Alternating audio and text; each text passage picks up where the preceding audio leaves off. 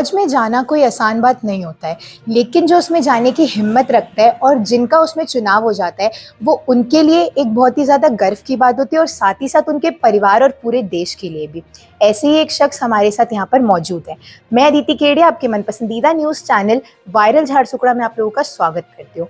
आज हमारे साथ यहाँ पर फ्लाइंग ऑफिसर कपिल किशन पांडे जी हैं, जिनकी उम्र केवल 21 साल है और उनका इंडियन एयरफोर्स में सिलेक्शन हो गया है। तो चलिए उनसे मिलते हैं और उनसे जानते हैं उनकी जर्नी। तो सबसे पहले तो आपका हमारे चैनल में स्वागत है और देश की सेवा करने का आपको मौका मिला, उसके लिए आपको बहुत बहुत मुबारक है। तो आपका इसका जर्नी स्टार्ट कैसे हुआ? मैम, मोस्टली मेरे को आर्म फोर्सेस ज्वाइन करने के लिए मेरे पापा ने मोटिवेट किया। तो ये एक उनका सपना था कि वो भी आर्म फोर्सेस ज्वाइन करें, पर वो नहीं कर पाए। तो वो चाहते थे कि मैं भी ऐसे ट्राई करूं, पर उन्होंने कभी मेरे को प्रेशराइज़ नहीं किया कि अगर उनका जो एम है उसको फुलफ़िल करने के लिए। तो वो हमेशा मेरे को मोटिवेट करते थे। और वो भी सैनिक स्कूल भुवनेश्वर में पढ़े हुए हैं, तो वो जब भी वहाँ पे जाते थे मेरे को अपने साथ लेके जाते थे। तो मैं काफ़ी मोटिवेट हुआ सैनिक स्कूल ज्वाइन करने के लिए। तो मैंने फिर क्लास 6 में एंट्रेंस दिया और फिर सैनिक स्कूल भुवनेश्वर गया। वहाँ से फिर मेरे पापा ने फर्दर मेरे को मोटिवेट किया कि मैं राष्ट्रीय इंडियन मिलिट्री कॉलेज ज्वाइन करूँ देहरादून में, जो इंडिया में बस एक ही है अपने टाइप में। तो वहाँ पे फिर मैं सिलेक्ट हुआ और मैं क्लास 8 से 12th में राष्ट्रीय इंडियन मिलिट्री कॉलेज में पढ़ा। तो उस स्कूल का एम ही यही है कि उसके सारे ट्रेनीज़ जो हैं वो एनडीए जाएँ। तो वहाँ पे मेरे को हमेशा मोटिवेशन मिलती थी कि मैं एनडीए जाऊँ। अपने सीनियर से मोटिवेशन मिलता था, टीचर्स से, दोस्तों से। तो फिर मैं वहाँ उसके बाद एनडीए का एंट्रेंस क्लियर करके मैं नेशनल डिफेंस एकेडमी में 3 साल ट्रेनिंग की। फिर उसके बाद अपनी pre commissioning academy air force academy में 1 साल।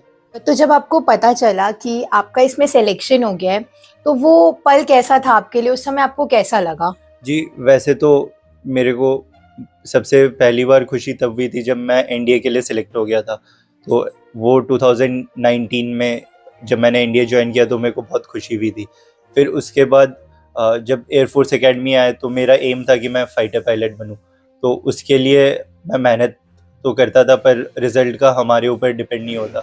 तो जब मेरे को पता चला कि मेरे को एयरफोर्स में फाइटर स्ट्रीम में अलॉट हुआ है, तो मेरे को तो बहुत खुशी हुई थी। और उसके लिए मैं अपने इंस्ट्रक्टर्स को थैंक्स करना चाहूँगा, क्योंकि उन्होंने बहुत मेहनत की है हमारे ऊपर।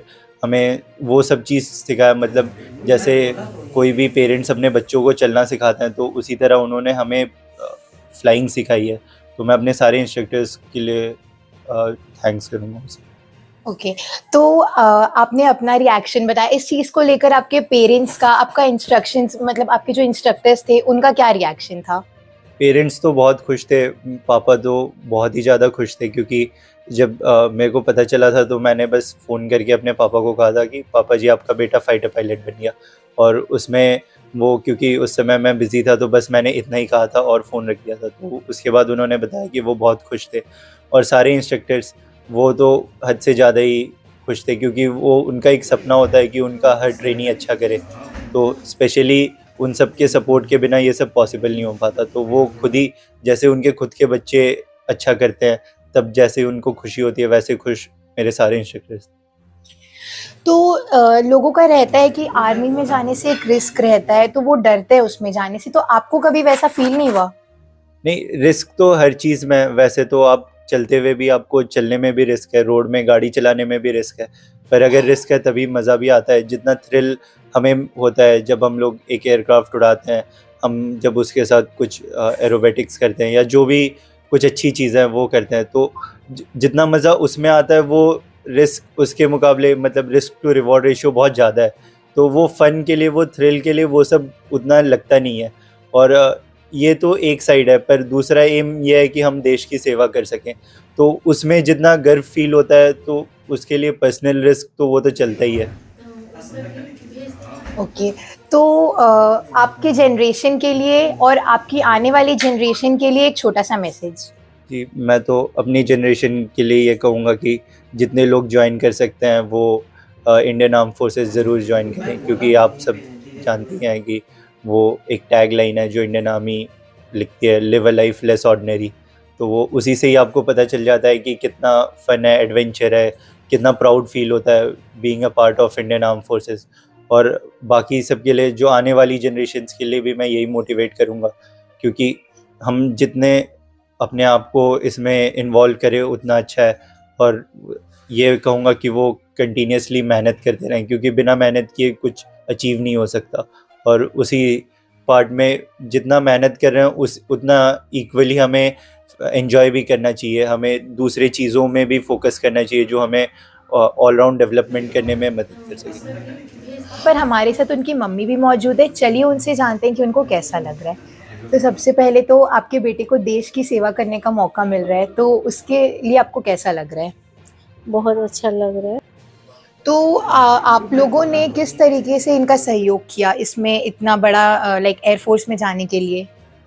जी, उसके पापा जी ज़्यादा हेल्प किए उसको जाने के लिए, क्योंकि उनका भी आर्म फोर्स में जाने का बहुत मन था। तो एयरफोर्स का सिलेक्शन थोड़ा टफ है, मेडिकल वगैरह, तो वो सिलेक्ट हो गया। तो उसी में मेरा ये कहना है कि बच्चों को प्रेशर मत दीजिए, उनको जो करना है वो उसको करने दीजिए। हम लोग कभी बच्चे के ऊपर में प्रेशर नहीं डाले कि मेरा तो इकलौता बेटा है, फिर भी मैंने कभी उसको नहीं बोला कि मत जाओ, ऐसे करो। उसका उसमें ज़्यादा इंटरेस्ट था, इसीलिए उसमें वो अच्छा किया। तो बच्चों का जो जिसमें ज़्यादा इंटरेस्ट रहता है उसको करने के लिए देने से वो लोग अपना गोल तक बहुत आसानी से पहुँच पाएँगे। तो जैसे कि आपने इनसे सुना किस तरीके से इन्होंने बचपन से इंडियन आर्म फोर्सेस में जाने के लिए मेहनत की, और ये बचपन से इनका सपना रहा है कि इसमें जाएं, और इनका लोगों को भी यही मैसेज है कि जो उनका मन होता है वो करना चाहिए, प्रेशर फील नहीं करना चाहिए, और जिनको भी ऐसे मौका मिले कि वो देश की सेवा करे उनको करना चाहिए। ऐसे ही हर पल की खबरों के लिए देखते रहिए वायरल झारसुगुड़ा। आपके ही शहर के मेन रोड से गुजरते वक्त आपकी नज़र ज़रूर कभी न कभी सोनी ज्वेलर्स पे पड़ी होगी। यहाँ हर प्रकार के सोने एवं चांदी के जेवरात मिलते हैं। कभी आने का कष्ट उठाए और हमें सेवा का मौका दे। धन्यवाद।